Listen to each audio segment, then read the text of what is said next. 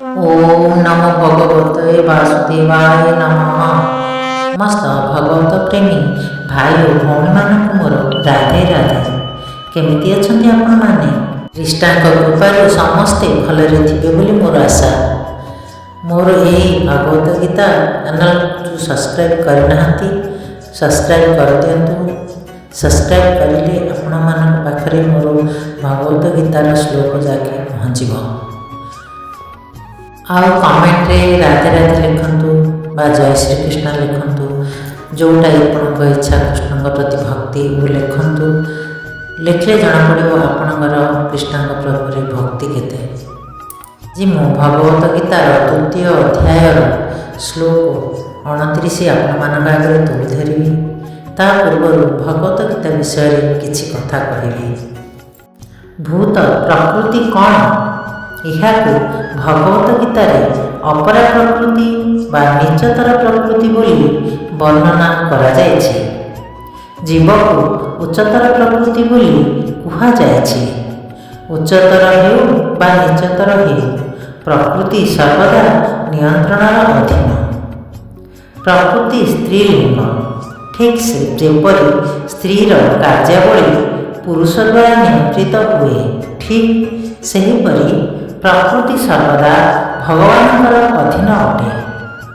भगवान हेउछन्ति प्रभावशाली बा प्रभाविस्तारकारी परम पुरुष एवं प्रकृति भगवान द्वारा प्रभावित।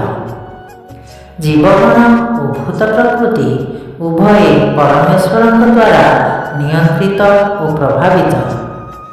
गीतावाणी अनुजाई जदिओ जीवगण भगवानଙ୍କର अंशविशेष अटंती तथापि सेमानଙ୍କୁ प्रकृति बोली ग्रहण କରିବାକୁ ହେବ।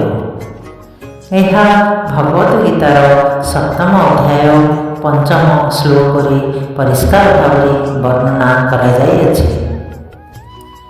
राधे राधे दोस्तों, एबे आमे भगवत गीतार द्वितीय अध्यायर श्लोक 29 सुनिबा। श्लोक 29 आश्चर्यवत् पश्यति कश्चिदेन आश्चर्यवत् वदति तथैव चान्यः आश्चर्यवच्चेत् मन्यः शृणोति श्रुतोप्येन वेदन चैव कश्चित्। एहार अनुवाद केतेक एही आत्मा को आश्चर्य होई देखंती, केतेक आश्चर्य भावरे वर्णना करती एवं केतेक से संबंधरे आश्चर्य होई शुणती। अन्य माने ए संबंधरे शुणी सुधा किछि बुझी पारती नाही। एहार भावार्थ गीतोपनिषद उपनिषद मानकर विषयवस्तुर आधार उपरे प्रतिष्ठित होइथिबारु कठोपनिषदरे ए श्लोकर विषयवस्तु जे मिले एथिरे आश्चर्य हेबार किछि नाही। श्रवणापि बहुभुज्यो न लभ्यः शृण्वन्तोपि बहवोज न विद्युः। आश्चर्यो वक्ता कुशलस्य लब्धा आश्चर्यस्य ज्ञाता कुशलानुशिष्टः। एक विराट प्राणीर शरीर मध्यरे अणुआत्मा रहिछि।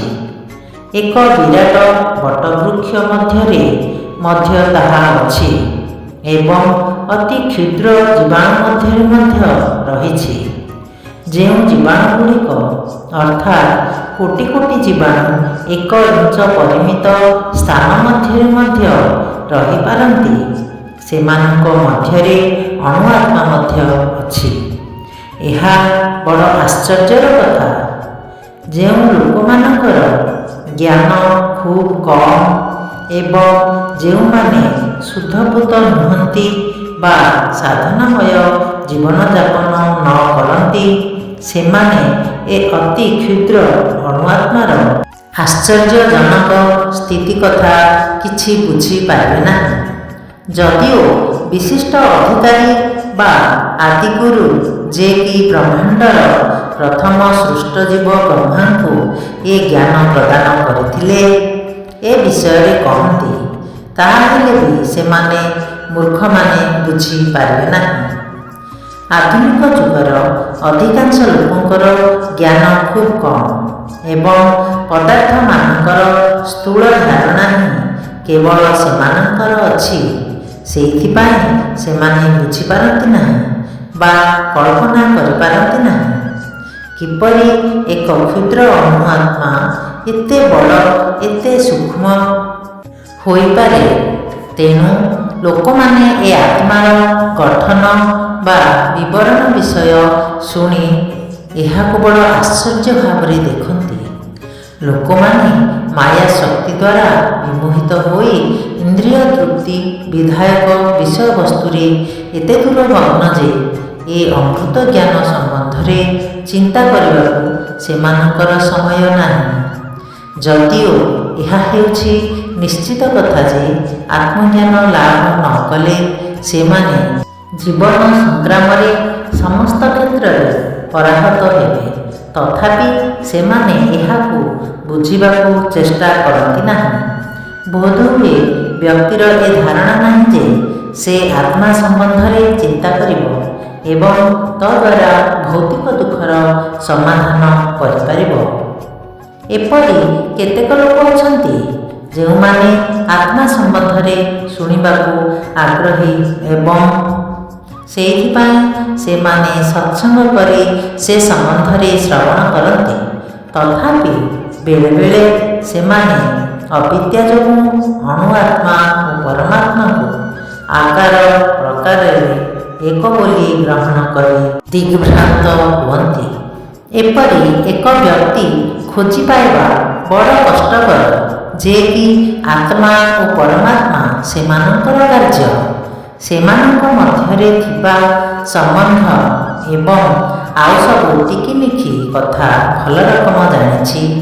ପୁନଶ୍ଚ ଏପରି ଏକ ଲୋକ ଖୋଜି ବାହାର କରିବା ଆହୁରି କଷ୍ଟକର ବ୍ୟାପାର ଯେ କି ପୂର୍ଣ୍ଣ ଆତ୍ମଜ୍ଞାନ ଲାଭ କରିପାରିଛି ଏବଂ ସେଥିରୁ ପୂରା ଫାଇଦା ଉଠାଇ ପାରିଛି ଏବଂ ଯେ କି ବିଭିନ୍ନ ଅବସ୍ଥାନରେ ଆତ୍ମାର ସ୍ଥିତି କଥା ବୁଝାଇ ପାରିବ। ଯେପରି ହେଉ, ଯଦି କୌଣସି ବ୍ୟକ୍ତି ଆତ୍ମା ସମ୍ବନ୍ଧୀୟ ଜ୍ଞାନ ଲାଭ କରିପାରିଲା ବା ସେ ସମ୍ବନ୍ଧୀୟ ସମସ୍ତ କଥା ବୁଝିପାରିଲା, ତାହାହେଲେ ତାର ଜୀବନ ସାର୍ଥକ ହୋଇଗଲା। ଆତ୍ମା ସମ୍ବନ୍ଧରେ ବୁଝିବାର ସହଜତମ ଉପାୟ ହେଲା ଭଗବତ ଗୀତାର ବାଣୀକୁ ଗ୍ରହଣ କରିବା। କିନ୍ତୁ ଏଠାରେ ଗୋଟିଏ କଥା ମନେ ରଖିବାକୁ ପଡ଼ିବ ଯେ ଗୀତା ବାଣୀର ବକ୍ତା ସ୍ୱୟଂ ଭଗବାନ ଶ୍ରୀକୃଷ୍ଣ, ଯେ କି ଗୀତାର ବିଶିଷ୍ଟ ଅଧିକାରୀ। ଯାହା ସେ ସମ୍ବନ୍ଧରେ କହିଛନ୍ତି ତାହାକୁ ହିଁ ଗ୍ରହଣ କରିବାକୁ ହେବ। ସେ ସମ୍ବନ୍ଧରେ ଅନ୍ୟ କିଛି କଥା ଆଉ ଶୁଣିବାକୁ ପଡ଼ିବ ନାହିଁ। କିନ୍ତୁ ଏଥିନିମିତ୍ତ ଯଥେଷ୍ଟ ତପସ୍ୟା ଓ ସାଧନା ଦରକାର। ଇହ ଜନ୍ମରେ ହେଉ କିମ୍ବା ପୂର୍ବ ଜନ୍ମରେ ହେଉ, କୃଷ୍ଣଙ୍କୁ ପରମ ପୁରୁଷ ଭଗବାନ ରୂପେ ଗ୍ରହଣ କରିବା ପୂର୍ବରୁ ବ୍ୟକ୍ତିକୁ ତପସ୍ୟା ଓ ସାଧନା କରିବାକୁ ପଡ଼ିବ। ଅବଶ୍ୟ ଏକ ଶୁଦ୍ଧ ଭକ୍ତଙ୍କର ଅହେତୁକୀ କୃପା ଲାଭ କଲେ ବ୍ୟକ୍ତି କୃଷ୍ଣଙ୍କୁ ଜାଣିପାରିବ, ଅନ୍ୟଥା ଏହା ସମ୍ଭବ ନୁହେଁ। ରାଧେ ରାଧେ ଦୋସ୍ତ, ଏହା ପର ଭିଡ଼ିଓରେ ଆମେ ଶ୍ଲୋକ 30ଠୁ ଶୁଣିବା। ଏବେ ମୁଁ ରହୁଛି। ରାଧେ ରାଧେ।